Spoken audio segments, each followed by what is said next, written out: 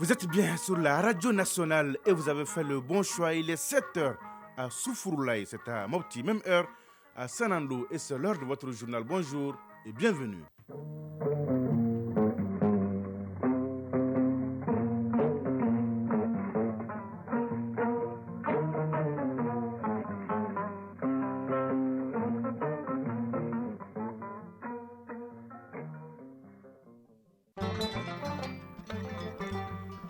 Dans l'actualité, première édition de ce mardi 6 décembre 2022. Tout d'abord, la couleur du temps sur Bamako est environ 20 degrés ce matin, ciel partiellement couvert, humidité 24%, du vent 19 km à l'heure et la maximale attendue est de 38 degrés.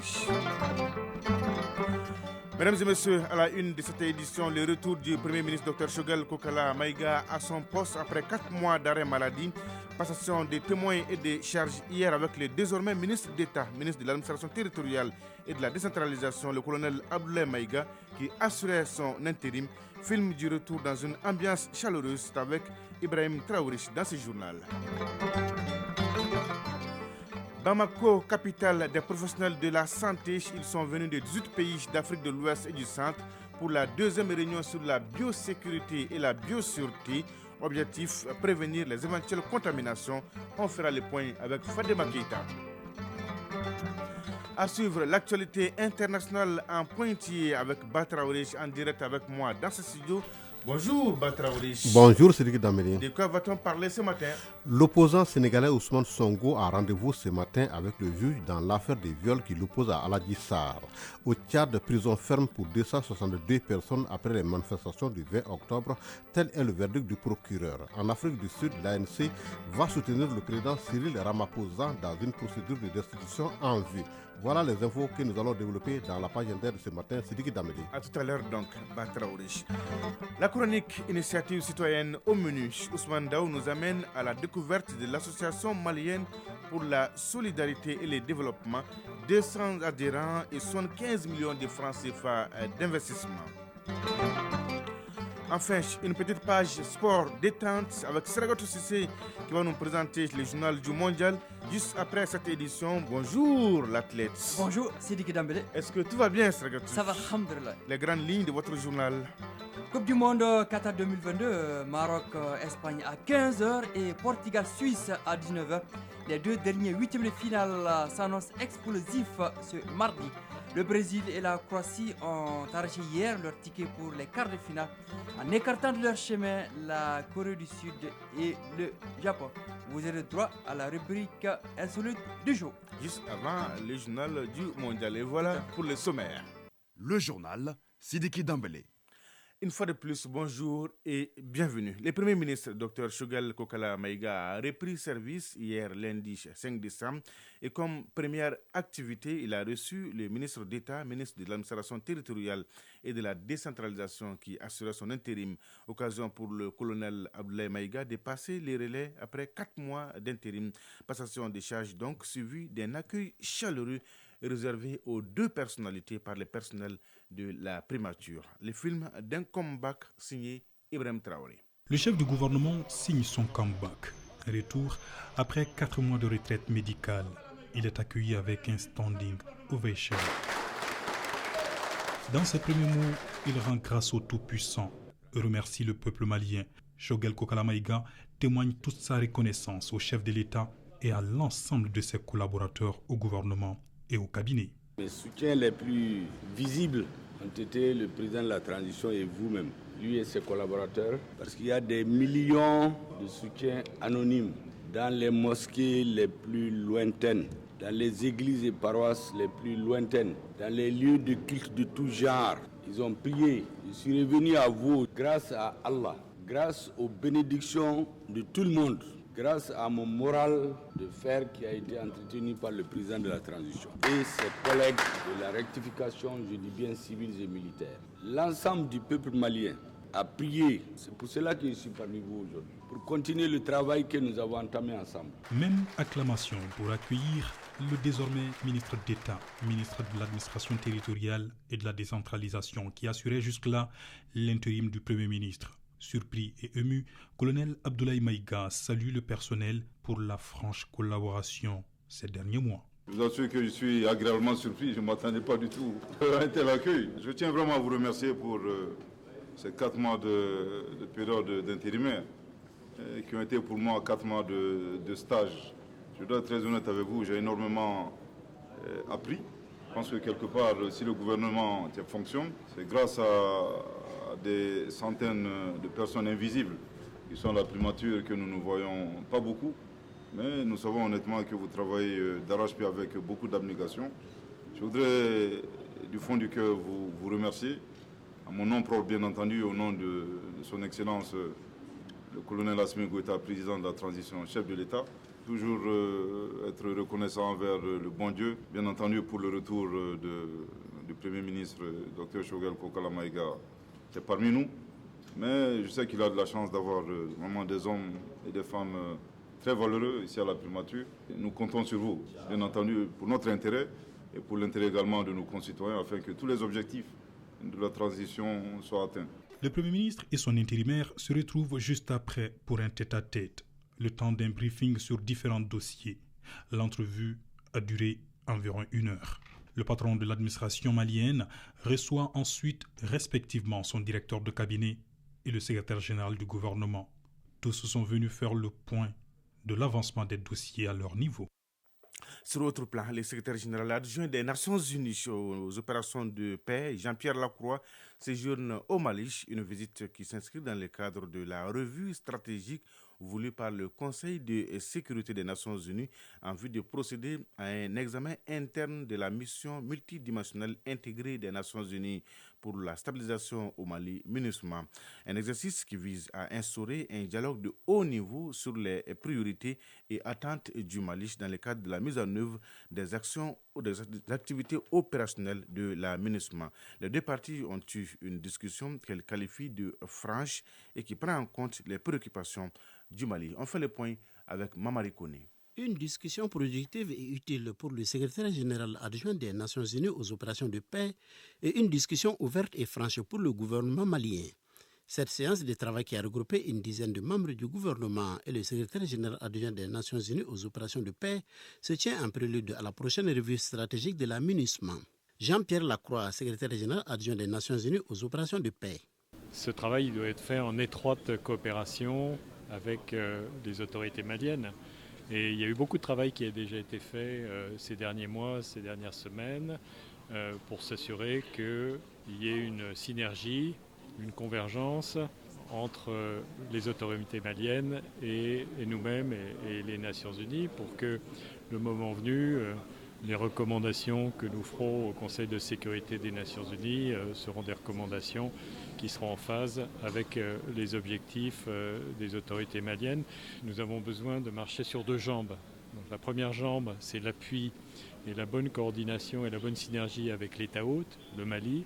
La deuxième jambe, c'est le soutien de nos États membres, parce que ce sont eux qui décident de l'avenir de la mission. L'instauration du dialogue entre les autorités maliennes et les Nations Unies est saluée par le chef de la diplomatie malienne. Un dialogue qui s'inscrit, selon lui, dans le cadre de la dernière résolution du Conseil de sécurité des Nations Unies en vue d'évoluer dans un contexte sécuritaire favorable. Abdoulaye Diop, ministre des Affaires étrangères et de la coopération internationale. Nous saluons cette démarche de venir à nous pour pouvoir recueillir nos besoins. Au niveau du gouvernement, il y a eu une mobilisation de près de 9 membres du gouvernement pour montrer l'intérêt du gouvernement, sa bonne foi, mais aussi son état d'esprit constructif dans le cadre de ce dialogue. Mais pas seulement, nous avons aussi contribué en termes de propositions par rapport aux attentes et aux priorités du gouvernement dans le cadre de cet exercice. Pour nous, les Nations Unies sont là pour pouvoir accompagner l'État du Mali à restaurer son autorité sur l'ensemble du territoire et d'améliorer la sécurité et les conditions de vie des Maliennes et des Maliens. Et dans ce cadre, comme le président de la transition l'a indiqué, il est important que le travail de la mission soit coordonné et vienne aussi en complémentarité des efforts du gouvernement qui lui-même n'est pas dans une position de spectateur. Lors des échanges, la partie malienne est revenue sur ses priorités et attentes, des préoccupations qui visent le mieux-être des Maliens et cela dans le respect des choix stratégiques des autorités. Nous avons juste indiqué que nous avons une ambition et une vision pour notre pays. Le président de la transition a décliné les 3 principes qui doivent guider notre action avec l'ensemble des partenaires.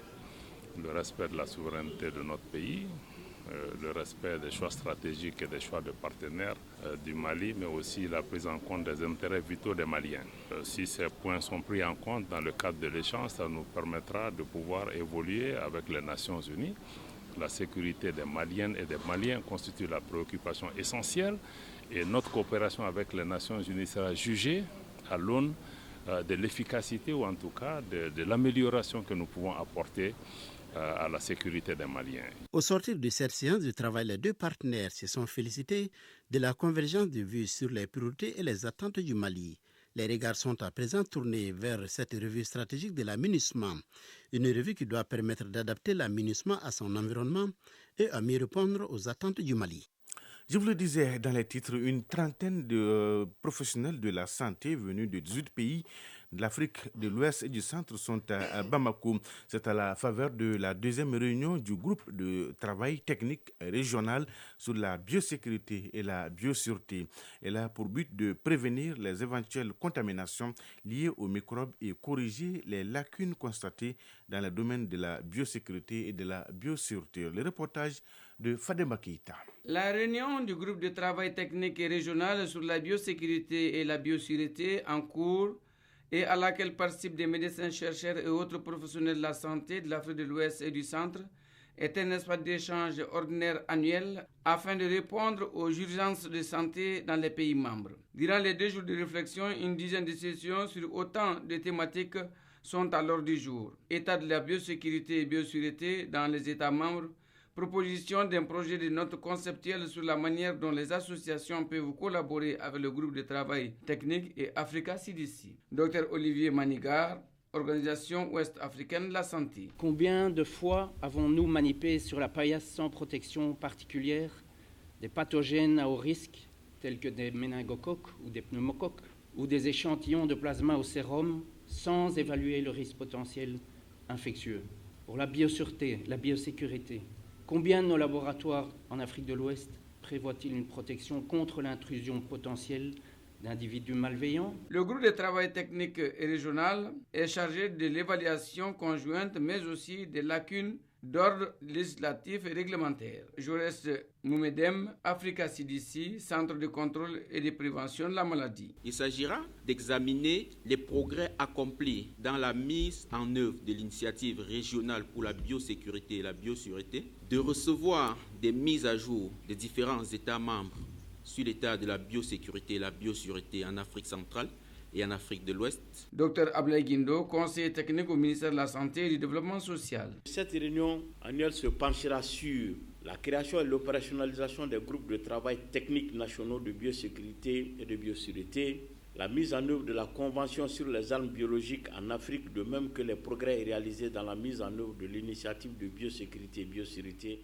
de CDC Afrique. Cette 2e réunion, qui se tient à Bamako après celle du Gabon, regroupe les experts de la santé venus d'une vingtaine de pays, parmi lesquels la République démocratique du Congo, la République centrafricaine, la Guinée équatoriale, le Ghana, le Burundi, le Burkina Faso, le Cap-Vert, le Cameroun et le Mali. Vous suivez bien sûr Mali Actualité. La page inter avec Batraouri. Bonjour Batraouri. Bonjour Cédric Dambélé. Direction Sénégal, Ousmane Sonko attendu au tribunal pour une confrontation avec son accusatrice. Oui, un face-à-face est attendu ce mardi entre Ousmane Sonko et Aladji Sarr qui l'accuse de viols répétés et menaces de mort. L'opposant sénégalais, leader du parti PASTEF et l'ancien employé d'un salon de massage de Dakar ont rendez-vous devant le doyen des juges d'instruction à 11h temps universel. Cette confrontation est une nouvelle phase dans ce dossier très sensible qui avait provoqué des émeutes meurtrières en mars 2021. Au Tchad, Batraouri, 2 à 3 ans de prison ferme pour 262 personnes après les manifestations du 20 octobre. Le procès des 401 personnes arrêté lors de la manifestation du 20 octobre s'est achevé vendredi 2 décembre à Korokoro, à 600 km de la capitale. Selon le procureur Moussa Ouaddibrine, 262 prévenus sont condamnés à des peines de prison ferme allant de 2 à 3 ans. 80 autres sont condamnés à des peines de sursis allant de 1 à 2 ans. 59 prévenus sont déclarés non coupables et relâchés au bénéfice du doute. En Afrique du Sud, l'ANC votera contre une procédure de destitution du président Cyril Ramaphosa. Le Congrès national africain ANC ne votera pas pour ouvrir une procédure de destitution lors du débat au Parlement prévu ce mardi 6 décembre sur un rapport d'enquête accablant. Selon le document, le président pourrait avoir enfreint plusieurs lois. Après une journée de débat, malgré les factions rivales, le parti de Cyril Ramaphosa a décidé de le soutenir. En Colombie, 34 personnes ont trouvé la mort dans un glissement de terrain dans le nord-ouest du pays. C'est le bilan officiel de cet éboulement consécutif aux fortes pluies. Un pan de montagne s'est décroché ensevelissant plusieurs véhicules, dont un bus de transport public avec 33 personnes à bord, une voiture transportant 6 personnes et une moto selon les services de secours. La Colombie est en état de catastrophe nationale car avant cet accident, ces pluies ont fait 261 morts et 700 000 sinistrés depuis un an. Merci Chiba Traoré pour toutes ces informations.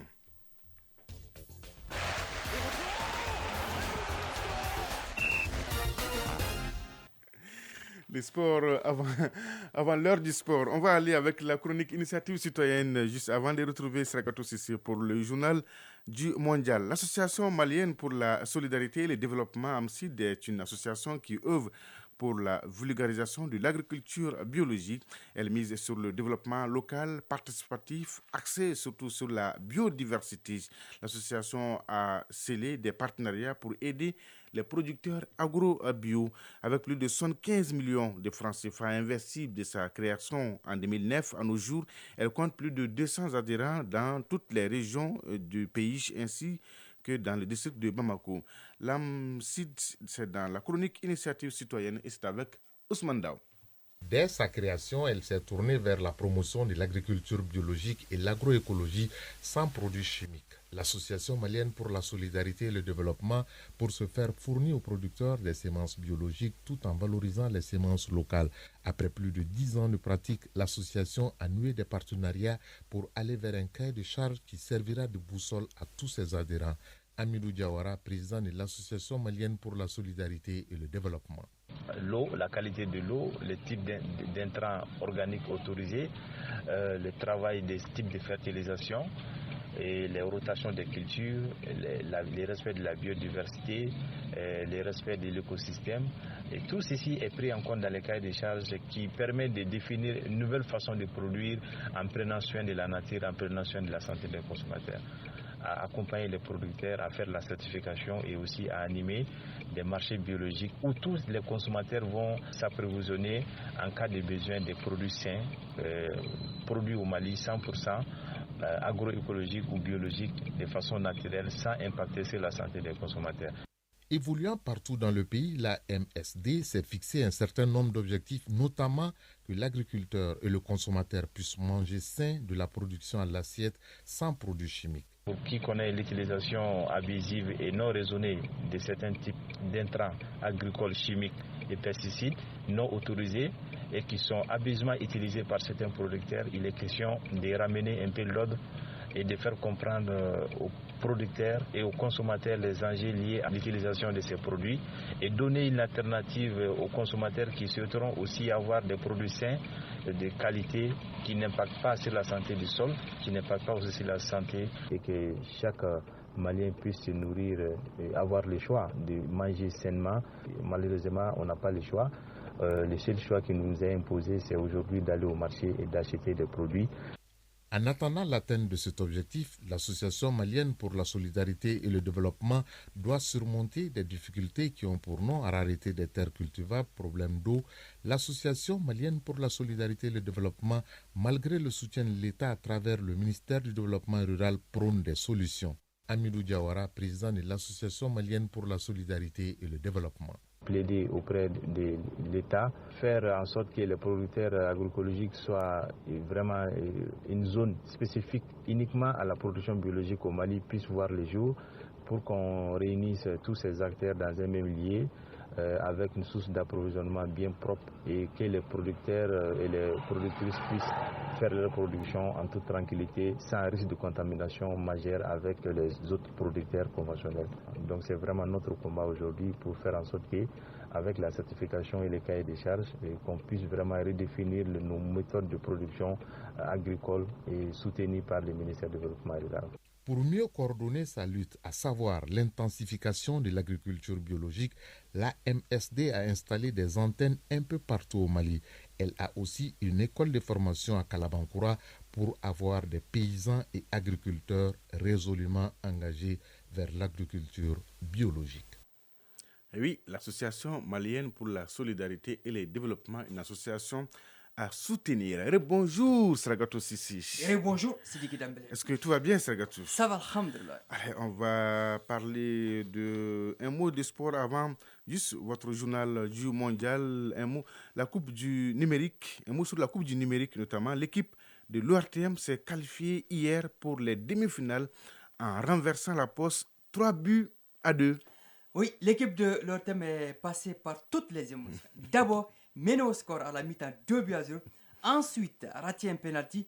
L'équipe de l'ORTM, touchée dans son orgueil, est revenue à 2 buts partout grâce à Idrissa Bagayogo et Abdoulaye Sako. Et enfin, le but de la délivrance est signé Cheikh Abdoul Aziz Koulibaly. Score final 3-2 pour l'ORTM. Cette victoire, Sidiki Dambélé, la troisième consécutive et un record dans les annales, propulse l'ORTM en demi-finale de la Coupe du numérique. Son adversaire sera soit l'AGTIC, soit l'AGFO. L'équipe de l'ORTM, entraînée par Sidi Mohamed Kone Junior, monte en régime. Les joueurs retrouvent un état d'esprit de guerrier. Félicitations, bravo aux jeunes Sragatou Sissi. J'ai promis mon but aux demi-finales. D'accord, on vous attend avec impatience. Allez, l'insolite du jour. À l'intérieur du pays, une scène surréaliste s'est produite au cours d'un match. Un entraîneur quitte le terrain à la surprise générale. Personne n'a compris pourquoi l'entraîneur a déserté le stade. Vous étiez là, vous avez tout suivi. Racontez-nous tout, Sragatou. À quelques heures du match, l'entraîneur en question rassemble tous ses joueurs et distille la consigne principale. Ouais, c'est bien normal. Pas de faute dans la surface de réparation. Tous les joueurs lui ont donné l'assurance. Le match démarre. Le ballon navigue d'un camp à un autre. Mi-temps, 0-0. Place à la seconde période. Oui. Le temps file. On est à la 85e minute. Wow. Un de ses adversaires commet une faute dans la surface de réparation, là où il ne fallait pas. Le défenseur a ceinturé l'attaquant. La sanction est connue de tous. Penalty. Sur le coup, l'entraîneur, étonné du geste de son défenseur, quitte le terrain en faisant le monologue. En français facile, c'est-à-dire parle seul. Il s'est retrouvé comme par magie chez lui, non loin du terrain. Son épouse, étonnée de voir le chef de famille arriver à la maison à cet instant, avant même la fin du match, oui, lui demande les raisons de sa présence. C'est à la suite de cette alerte. Et quelle alerte que l'entraîneur s'en est rendu compte de son geste. Il retourne sur ses pas et coïncide avec le coup de sifflet final. Il n'a même pas demandé le score final. Comment est-ce possible? Sacré Sragatou Sissi. 7h24 à Sinzina, Bougoufia, c'est à Kouchala. C'est donc tout pour ce journal. Merci, grand merci à Batraourish et à Idrissa Dambélé qui m'ont aidé à la réalisation, aux opérations techniques Alou Koulibaly, présentation Sidiki Dambélé. Merci de votre fidélité et de tous vos soutiens.